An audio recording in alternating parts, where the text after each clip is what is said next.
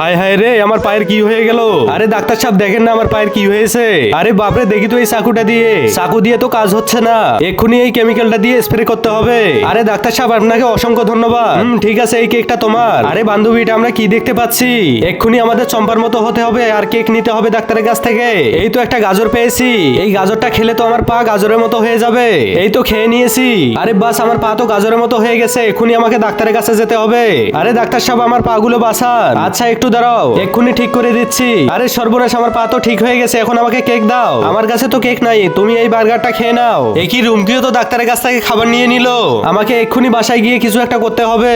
আমি এখন এই নুডলস গুলো রান্না করে খেয়ে নিব, তাহলে আমার পা নুডলসের মতো হয়ে যাবে। এই তো রান্না করে ফেলেছি, এখন খেয়ে নেই। আরে বাপরে, আমার পা তো সত্যি সত্যি নুডলসের মতো হয়ে গেছে। আরে ডাক্তার সাহেব দেখেন না আমার পা গুলো নুডলসের মতো হয়ে গেছে, এক্ষুনি ঠিক করে দাও। আচ্ছা একটু অপেক্ষা করো, এই যে নাও তোমার পা ঠিক করে দিয়েছি। আমার পা তো ঠিক হয়ে গেছে, এক্ষুনি আমাকে খাবার দাও ডাক্তার। এই যে নাও, এই কেকটা তোমার। ওয়াও, এত বড় কেক। হায় হায় রে, আমি তো উড়ে গেলাম। ওরে শয়তান বেডি, দেখ এবার লোভ করলে কি হয়। ভিডিওটি ভালো লাগলে একটি লাইক করে যাবেন।